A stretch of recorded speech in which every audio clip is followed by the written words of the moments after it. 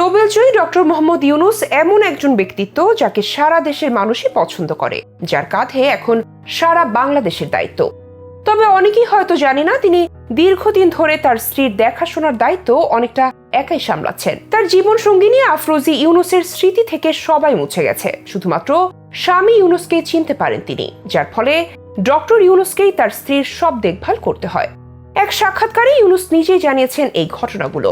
স্ত্রীর প্রতি ডক্টর ইউনূসের অমায়িক ভালোবাসার সেই গল্প নিয়ে সাজানো হয়েছে আজকের ভিডিওটি। বহির্বিশ্বে বাংলাদেশের নামটি যিনি সবচেয়ে বেশি উজ্জ্বল করেছেন তিনি ডক্টর মোহাম্মদ ইউনূস। আন্তর্জাতিক খ্যাতিসম্পন্ন এই ব্যক্তিত্ব এখন বেশ কিছুদিনের জন্য অন্তর্বর্তীকালীন সরকারের প্রধান উপদেষ্টা হিসেবে দায়িত্ব পালন করবেন। অন্যদিকে দীর্ঘদিন ধরেই ডিমেনশিয়া রোগে আক্রান্ত ডক্টর মোহাম্মদ ইউনূসের স্ত্রী আফরোজী ইউনূস এক সাক্ষাৎকারে ডক্টর ইউনূসকে বলতে শোনা যায়, তার স্ত্রী তাকে ছাড়া কাউকে চিনে না, সবাইকে ভুলে গেছে কিন্তু তাকে ভুলে নাই। তার সবকিছু ডক্টর ইউনূস গুছিয়ে দেন। খাওয়া দাওয়া, ওয়াশরুমে নেওয়া থেকে শুরু করে দেখাশোনার সবকিছু করতে হয় ডক্টর ইউনূসকে, কারণ তার স্ত্রী প্রায় অচল অবস্থায় আছেন। একটা সময় জাহাঙ্গীরনগর বিশ্ববিদ্যালয়ের পদার্থবিজ্ঞান ডিপার্টমেন্টের চেয়ারম্যান আফরোজা ইউনূস আজ ডিমেনশিয়া রোগী। ইউনূস বলেন, সে আমাকে ছাড়া কিছু বোঝে না, এখন আমি চলে গেলে তার অবস্থাটা কি হবে? আমি না হয় এক সপ্তাহের জন্য চলে গেলাম, সেটা এক ভিন্ন জিনিস, কিন্তু যদি এক মাসের জন্য চলে যাই তাহলে তার কি হবে? স্ত্রীর প্রতি ডক্টর মোহাম্মদ ইউনূসের এরকম অকৃত্রিম ভালোবাসা আপ্লুত করছে সাধারণ মানুষকে। সবাই বলছেন জীবন সঙ্গী হওয়া উচিত ডক্টর ইউনূসের মতো। এদিকে তার স্ত্রী পশ্চিমবঙ্গের স্বজনরা বলছেন, পশ্চিমবঙ্গের বর্ধমান শহরের রানীগঞ্জ বাজারের কাছে লস্করদিঘি এলাকা বড় হয়েছে আফরোজী ইউনূস। এই এলাকায় তার অনেক আত্মীয় স্বজনই বসবাস করে। সেখানে বসবাসরত আফরোজী ইউনূসের সম্পর্কের ভাই আশফাক হোসেন ওরফে বাবু মিয়া জানান, ডক্টর ইউনূসের সঙ্গে তাদের নিয়মিত যোগাযোগ রয়েছে। প্রতি বছরই বাংলাদেশেও আসা যাওয়া করেন তারা। ডক্টর ইউনূস ভারতের সঙ্গে বাংলাদেশের আরো মধুর সম্পর্ক গড়ে তুলবেন, এটাই তাদের চাওয়া বলে জানান আশফাক হোসেন। তিনি বলেন, সবাই মিলে বাংলাদেশকে এগিয়ে নিয়ে যান, সবাই ভালো থাকুন, হিন্দু মুসলিম খ্রিস্টান সবাই মিলেমিশে থাকুন, আগে যেমন মিলেমিশে থাকতেন সেভাবেই থাকুন। ওনার কাছে এবং উপরওয়ালার কাছে আবেদন করব, শান্তি ফিরে আসুক। আশফাক হোসেন বলেন, জামাইবাবু খুব ভালো মানুষ, তিনি সবসময় গরিবদের জন্য চিন্তা করেন, গরিবদের আয় কিভাবে বাড়ানো যায় তার কথা চিন্তা করেন, কাজেই তিনি তো লোকের ভালো করবেনই। হাসিনা সরকারের সময় ডক্টর ইউনূসের উপর করা মামলায় আফরোজ ইউনূসকেও অনেক হেনস্থার শিকার হতে হয়। মাঝে মধ্যে তলব করা হতো তার ব্যাংক অ্যাকাউন্ট। 2009 সালে শেখ হাসিনা সরকার গঠনের 2 বছর পর বয়সের কারণ দেখিয়ে গ্রামীণ ব্যাংকের ব্যবস্থাপনা পরিচালকের পদ থেকে ইউনূসকে সরিয়ে দেয় সরকার। তার বিরুদ্ধে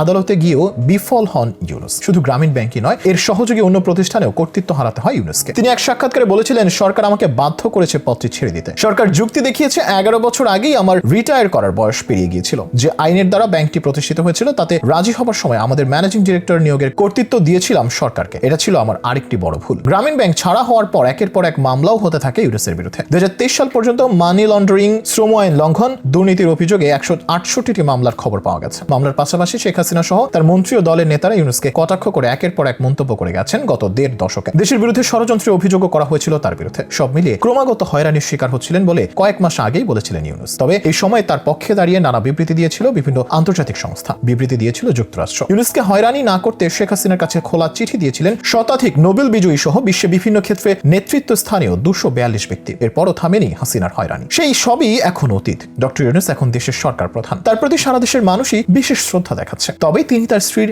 এখনো যেভাবে যত্ন নিচ্ছেন তা অনুপ্রেরণা যোগাবে লাখো কোটি মানুষকে।